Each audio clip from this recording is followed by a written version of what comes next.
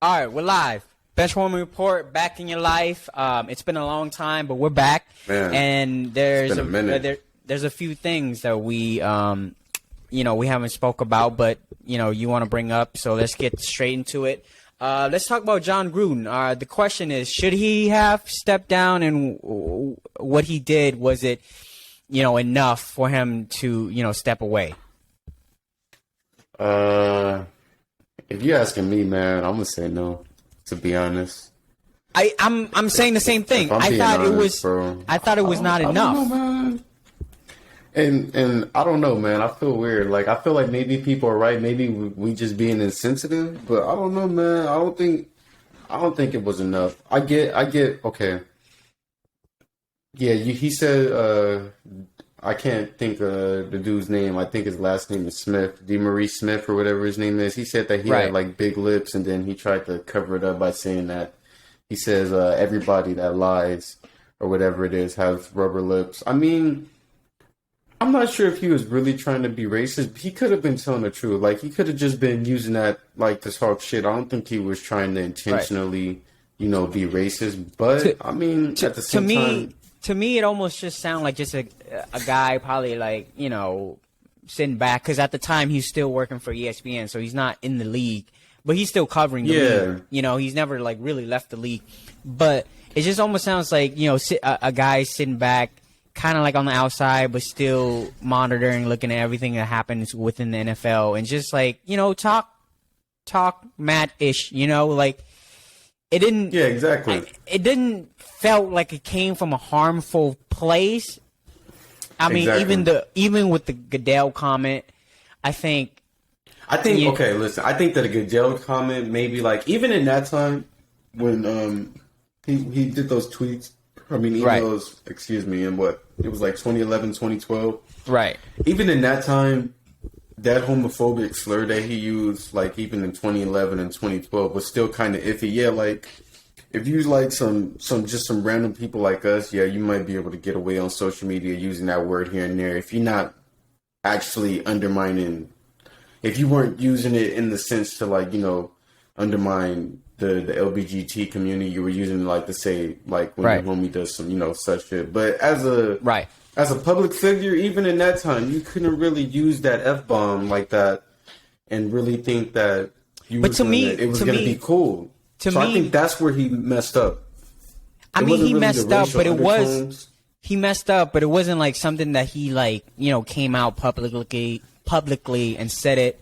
It was like private email messages. Yeah. So at some point, like, although I know I agree is wrong, like you shouldn't call anybody the F-bomb, but at some point, like, we all say, but that's not his boss, though. Your boss. At the time, it's not. That's your old boss. He may have been a retired. We all said things about our old boss. And you come back to the league. Okay, but I'm not going to say nothing about my old boss and go back and work there. I know, but the NFL is different. Goodell is the commissioner. That's true. But not even Goodell is bigger than the Shield. The NFL, the league, is bigger than Goodell. It's so. Yeah. I get it if you come back to a job where you got to talk to your other boss. Technically, if you want to talk about boss, Mark Davis is his boss. Like Goodell don't cash a check.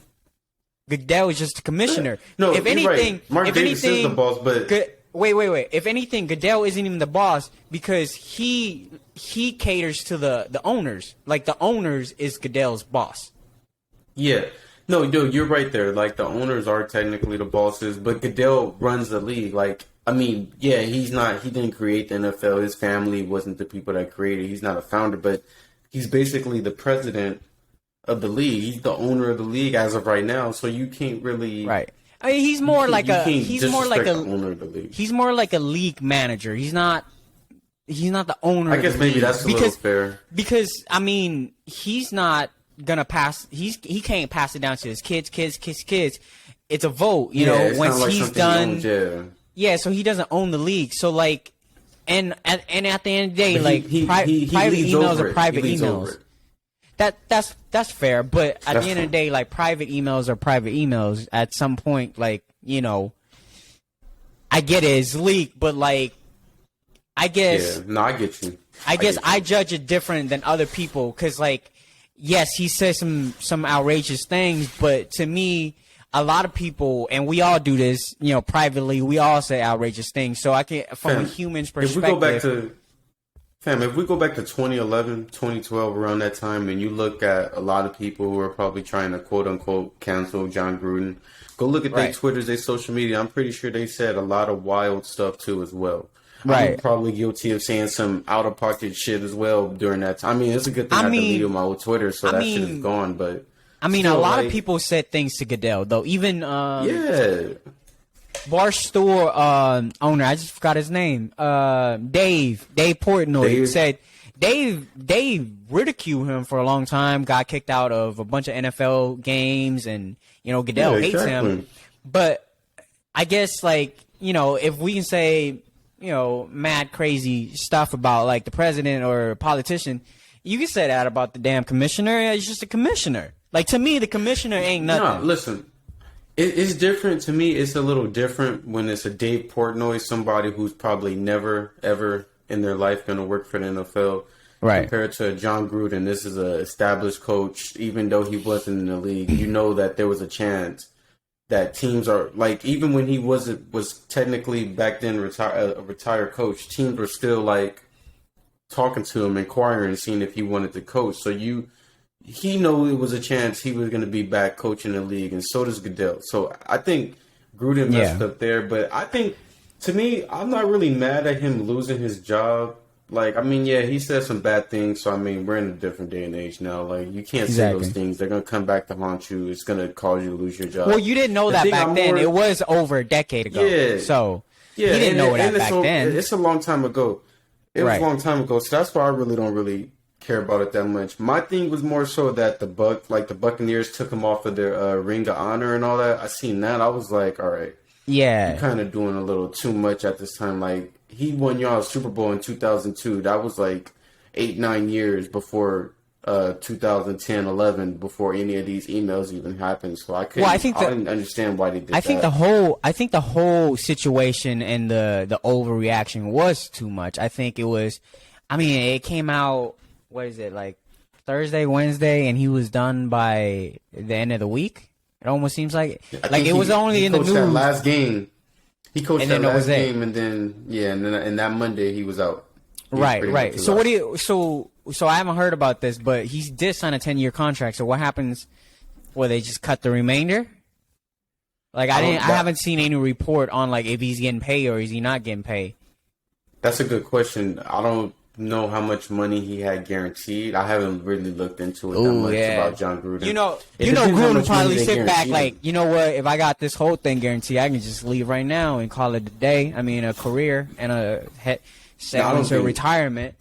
You know, I would have done that. Whole thing guaranteed, but I think he got a good amount. But you know, there's probably some. Obviously, like, they're not dumb, so there's probably going to be some clause within the contract that says, like, you know, if da-da-da happens, like, you know, we're not obligated to pay you for the remainder of your contract or whatever. I would hope so. I mean, it'd be dumb for them to guarantee. No, I'm pretty sure he has some guaranteed money. But it might be like maybe 25, 30, 40%, but I'm pretty sure Gruden has some guaranteed money in there somewhere. Right. He's not just doing... Because, come on now. But, I mean, isn't coaches all guaranteed? $10 million for 10 years. I mean, that sounds like more like, I get it, it was players. Nah, it's not fully guaranteed. They're not going to, like, if they fire you, they're not going to keep paying you for, like, years after you've been fired. It's not fully guaranteed, but I'm pretty sure coaches get guaranteed money just like players do. But I'm pretty sure coaches in the NFL get more guaranteed money than the players do because they're coaches. It's not like the NBA where it's the other way around. I'm pretty sure the NFL coaches get more guaranteed money.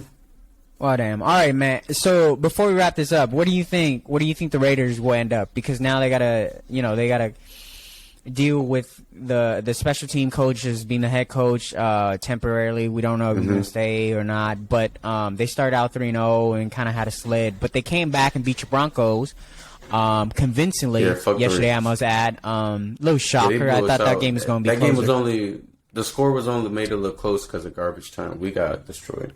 I was right, and I was talking shit all week to Raiders fans.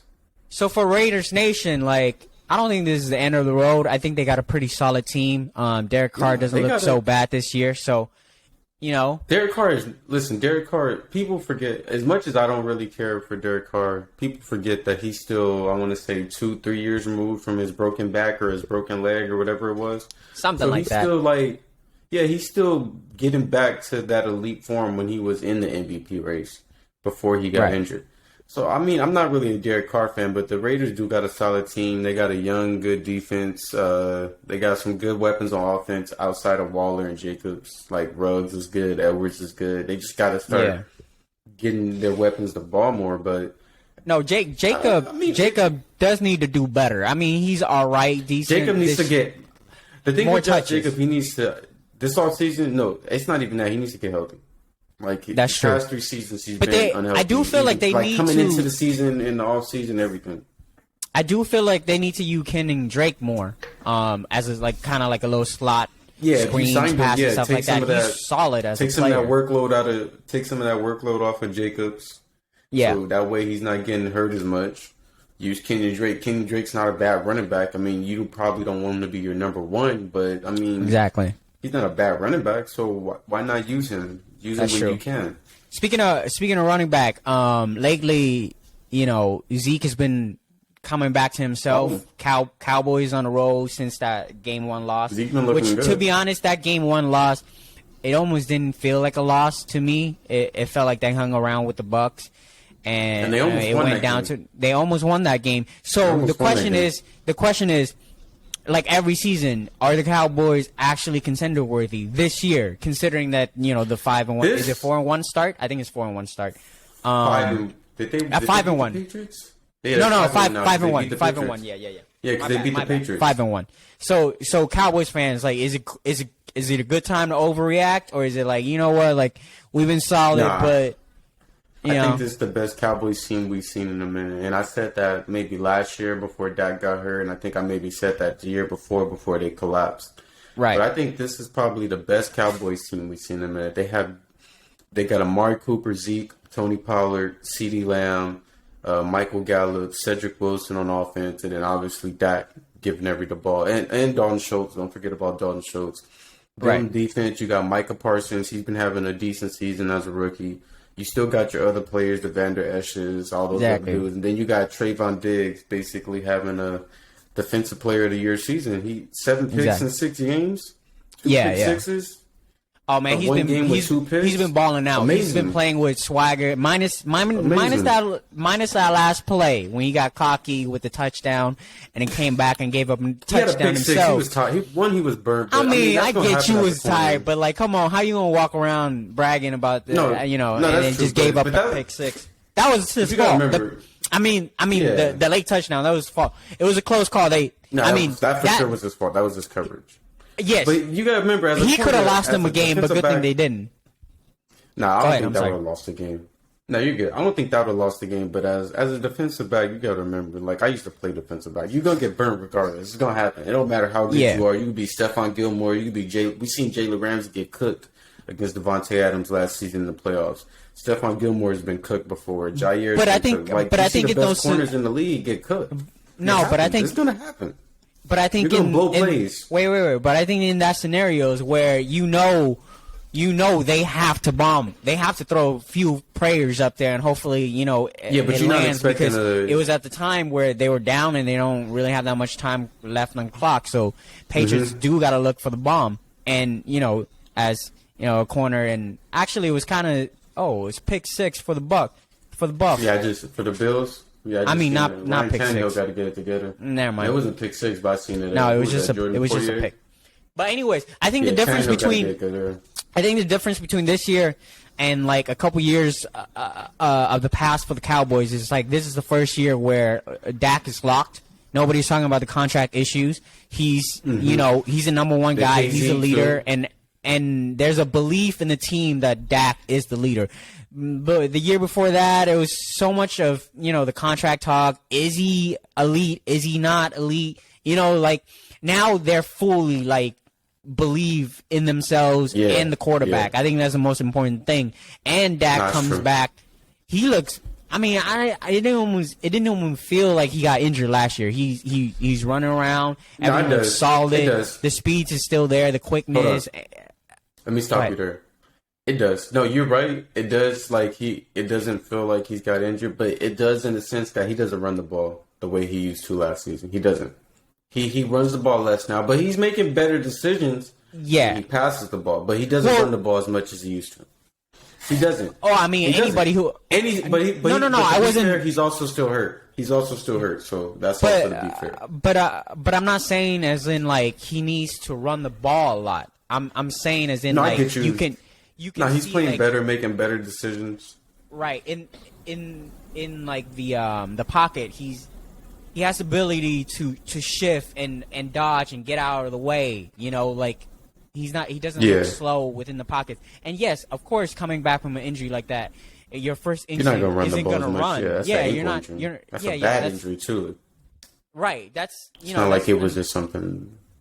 Exactly. It'd have been different if it was just like he just tore his Achilles or ACL. Yeah, those are bad injuries, but that could happen to anybody. So I mean, you got to take it as it is. But he had a real bad ankle injury where his bone was fucking basically coming out the skin down there. So you know, if you're the coach or the owner, you're gonna be like, "Yo, Dak, we don't need you to run. We need you you can be a pocket to be a quarterback. We got Zeke and Tony Pollard for threats. That. Yeah. You got two good solid running backs. You got a CeeDee Lamb, you got Amari Cooper, you got Schultz, you got weapons all over the place. Wilson, Gallup, yeah, they got two good receivers in case they lose CeeDee or Amari. So I mean, Cowboys aren't bad. I think the Cowboys. I do think that there may be a threat, but I think it's going to come down to coaching. To be honest, I don't trust Mike McCarthy as a coach personally. Yeah, I mean, if you're gonna, we've seen what he did in Green Bay. Like, yeah, he got that one ring, but it was because of A-Rod. And then after that, he couldn't do shit, and it's because he took forever to decide to, be like, you know what, I'm gonna start feeding Aaron Jones. They never tried to get any other receivers outside of Devontae Adams around A-Rod, outside of maybe Robert Tonyan, if you want to include him. Like, yeah, you could talk about the people that was there when A-Rod took over the what's this man? Greg Jennings, all them dudes, but Jordy Nelson, but they was already there. They weren't drafted there to be built around A-Rod. They were there for Brett. Well, maybe Jordy, but the rest of them, they was there for Brett Favre. So, I mean, like, Mike McCarthy has never shown anything that's really made me be like, okay, man, this dude's a good coach. I could really trust him. Like, the Cowboys could be good, and Mike McCarthy could somehow fuck that shit up in the playoffs and fuck them up out of a win. But, so, I mean, you know what? The one thing that they always kind of like have going into every season like a favor is that their division's always and has always been weak. So they're probably gonna get out the division with a bye and with home field advantage. Now we see Cowboys lose in their own stadium. Yeah, I don't think home field advantage. They're gonna have to win at least. They gotta win 13 games. That's fine, but even, we see Cowboys have home field advantage and still doesn't win. So, to me, that shit don't matter, then. I don't think home field matters. But also, having an easy record does allow you to have leeways. But also, their upcoming games aren't, they're not, they're going to be facing my Vikings, the Broncos, the Falcons, all right, whatever. But they're going to be facing the Chiefs, the Raiders, the Saints, and then they get Washington Giants, Washington. I know it is easy. If you look at that schedule, the Falcons, the Vikings, and the Giants is the only really three teams I would be like, okay, those are for sure wins. I don't know, man. I feel like my Vikings can come out with a win. I mean, it's at the Vikings, and that's 50-50. But it's not, and I'm not even trying to be biased to my Broncos, but it ain't no guarantee they're gonna beat us just because our defense. And for sure, they might beat the Falcons. Ain't no guarantee. Who else do you say? The Chiefs? For sure, ain't no guarantee they beat the Chiefs. Yeah, and then they're going to be in KC, so they're going to be in KC also. So and then you said they play Washington twice, right? Ain't no guarantee they're going to beat Washington. Yeah, Washington not that good, but Washington still is an elite defense. Their last two games are the Cardinals and the Eagles. Their last two games. Ain't no guarantee they're going to beat the Cardinals, and ain't no guarantee they're going to beat the Eagles. And ain't no guarantee they're going to beat the Giants twice just because those are divisional games. So they really don't have an easy schedule. But I do see them winning all them games outside of the Chiefs, maybe one of the Washington games, and who else did you say was a good team that they was playing? Cardinals? Yeah, the Cardinals. Cardinals? Yeah. Outside of the Chiefs, the Cardinals, and whatever other team that was, I don't see them just beating them teams. It's not really tough to schedule because all they got left is pretty much divisional games. Speaking of the Cardinals, do you think they're for real? With Kyler Murray, the defense is looking real nice. You know, people are, coming into the season, nobody really kind of expected them to be this successful. They're undefeated. I didn't either.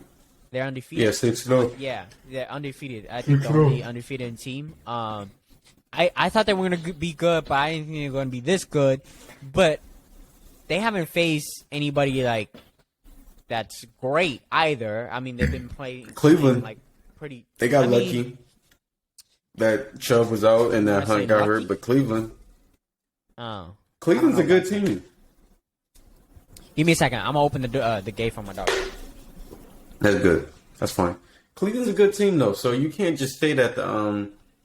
I wouldn't just say that's luck, because if Chubb's healthy and Kareem Hunt is completely healthy and Jarvis Landry is completely healthy and Baker Mayfield could know how to throw the ball to Odell, along with that good defense that they have in Cleveland, that's not a guaranteed win. Yeah, they did. I think they blew them out, but that's not a guaranteed win. Wait. Let's talk about the Cardinals, and then let's get into the Browns, because it's kind of interesting. They got a lot of things going on in the Browns. But sticking with the Cardinals, are they coming out of the division? Because I feel like, you know, NFC West, Seattle, you kind of can shove Seattle out the way right now because of Russell's injury. Russ is hurt. And 49ers, I don't think they're going to be, you know, competing with the Cards. You know, I think the Cardinals are going to have an advantage. The 49ers are going to compete. The 49ers will compete, but yeah, you're right. They're not going to compete with the Cardinals or the Rams. Or they're not. Yeah, they're not going to come out the.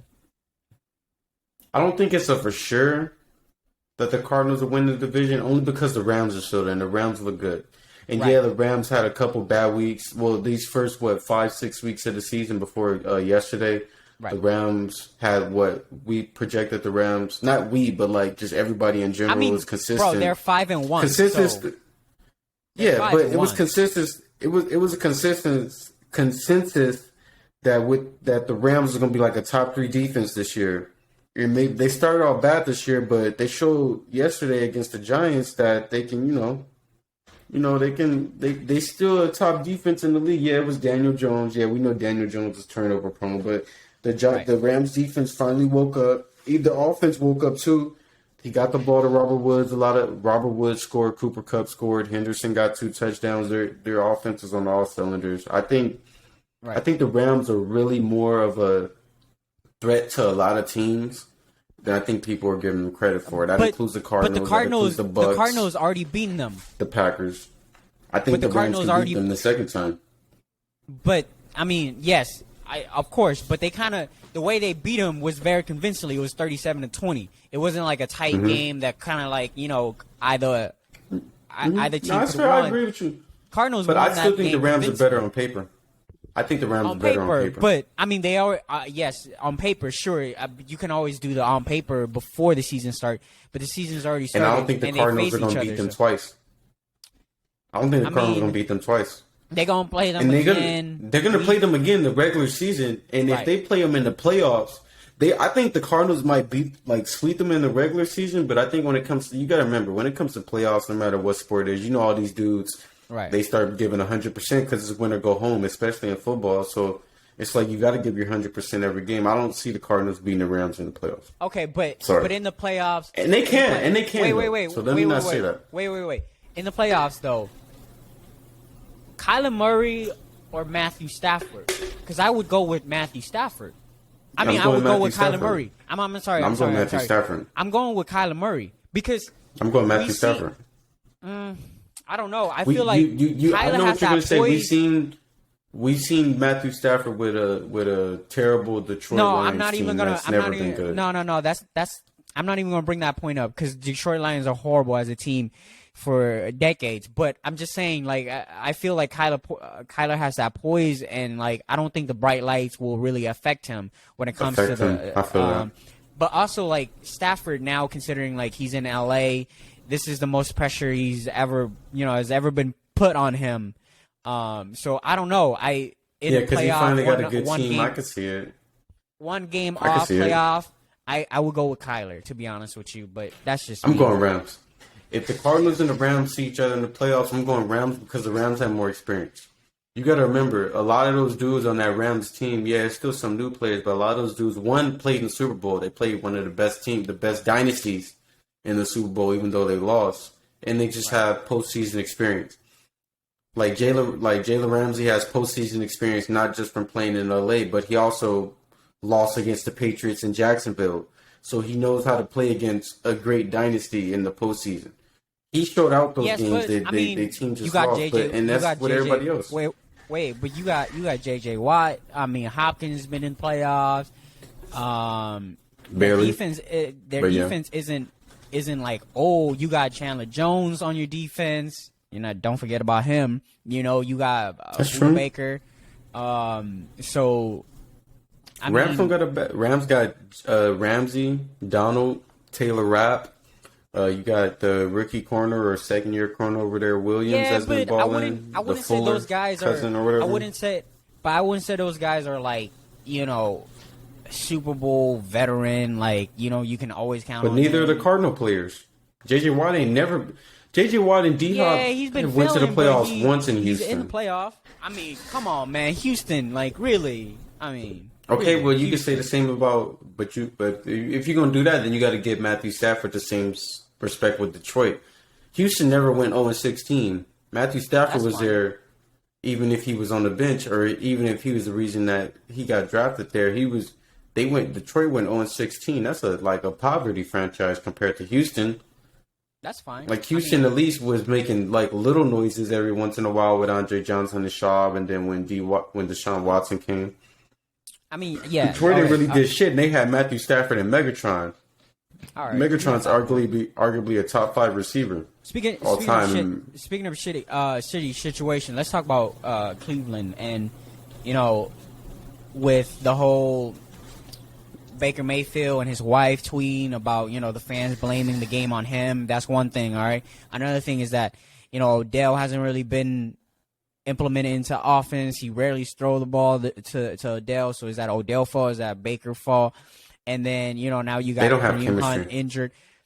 I think Odell should. Oh wait, okay. So that was 3 questions. That was like 2 questions that I threw out there. But do you want to talk about the Odell situation, or do you want to talk about like Baker as a quarterback? Because to me, Baker as a quarterback is a very interesting situation. Every time he plays good and comes out and throwing dimes, the media will be like, "Oh my God, Baker." And then anytime he fails, it's like a drastic plump in the way they speak about him. I'm like, "Yo, you guys just said some good things about him like 2 weeks ago. Like, why is it so drastically low now?"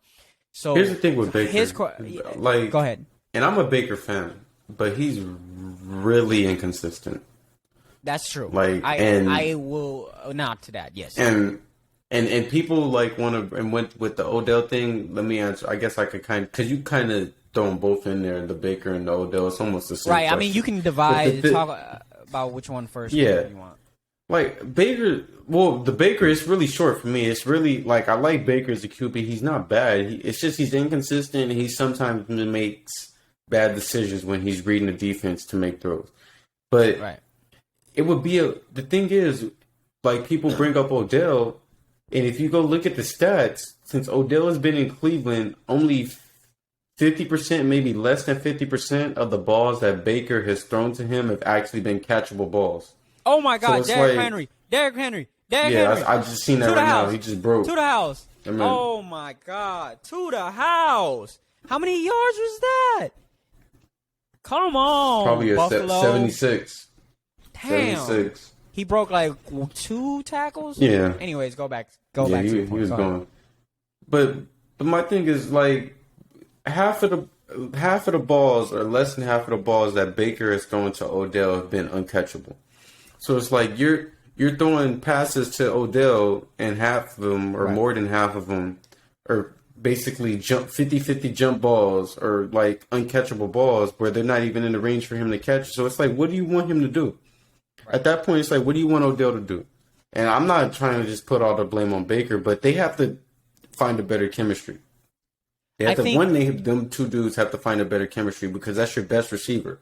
You need to figure out how to get him the ball, and the coach needs to be doing better at that too. Do you still think Odell is, he had a few injuries, had a few setbacks. Like when you see him play and when you see him, running routes and stuff like that, do you see him as a guy who's like still kind of injured and find his way back, or is it there? Like, because sometimes I don't know if it's Baker's fault more or is it Odell's fault more, but considering all those injuries, I'm pretty sure he's not capable of the same thing as he was doing 4 or 5 years ago. I mean, I feel like he still got it. I won't say that he's not going to. I mean, yeah, he broke his shin, then came back. He got another injury. Traded. I think it was a shoulder injury this time. You got to remember, he broke his. You got to remember, he broke his. In New York, he was out he had that season-ending injury where he broke his fibula or tibia, whichever one of those lower leg bones. He broke one of those leg bones. And then a year or two after that, he gets traded to Cleveland, then comes back and breaks his or tears his ACL, and I think the same exact leg. It's going to take him. I think Odell is still talented. He still has the athleticism. He still can catch the ball. He can put 3 fingers on the ball and still catch it, just like he did against Dallas with that one iconic catch. I think Odell still has it. I think it's more. He just has to. Let me finish real quick. He just has to get. It's the same thing with PG. Like we're barely seeing PG Paul George finally get back to what he was before he had that bad leg injury. Same thing with Gordon Hayward. Gordon Hayward's still taking time to get back to what Gordon Hayward was before that back leg injury with Boston. Same thing with Odell. 2 severe leg injuries on the same leg. It's going to take him time, but he still looks good. I think he's going to be back, but he needs a quarterback that can be more accurate when they're trying to get him the ball. It seems like when Baker throws Odell the ball, he throws like wild shit to compare to everybody else. He throws it more accurate.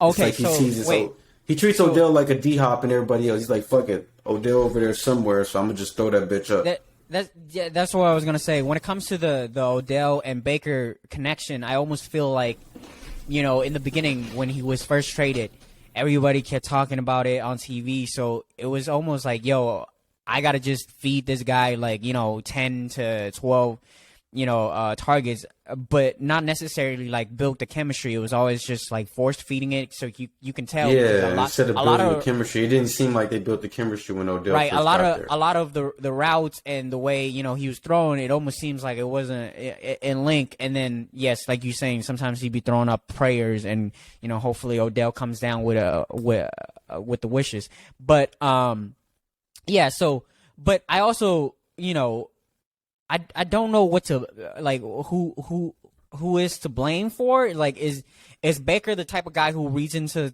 the media and is are seeing all these things that people are saying about him and the whole Odell situations? But now almost feels like he doesn't even want to. He almost doesn't even want to throw Odell the ball, which is weird considering I'm sure everybody talks about it on social media.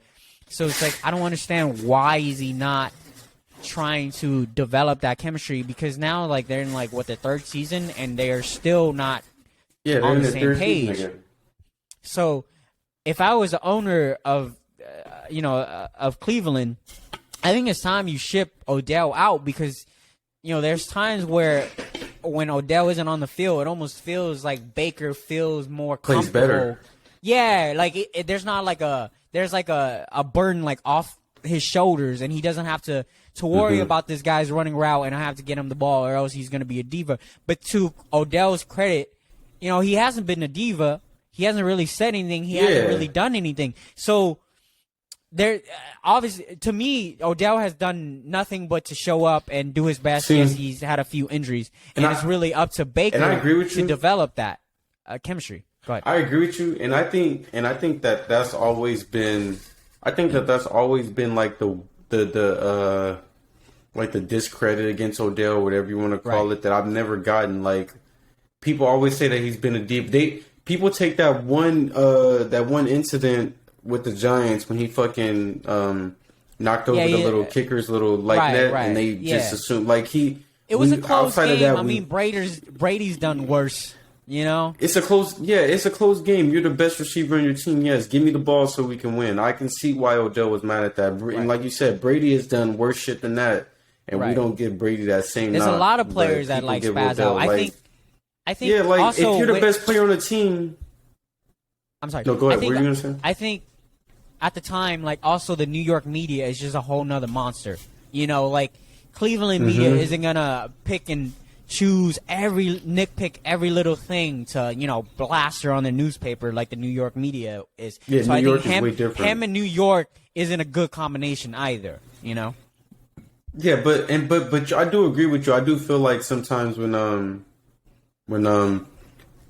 Odell is healthy, I do feel like that Baker feels like he kind of has the pressure to where he has to get the ball to Odell. But I mean, as a quarterback, any quarterback should feel that. Kyler Murray, Aaron Rodgers, Justin Herbert, Patrick Mahomes, Russell Wilson, Tua, Ben Roethlisberger. We can name all the starting quarterbacks in the league that have like legit number one receivers. You look at the Devontae Adams, the D Hops, the Keenan Allens, the Calvin Ridleys, the Deontay Johnsons, the Mike Evans. The who else you want to name? We can Kenny Golladay when he was in Detroit, even now in New York.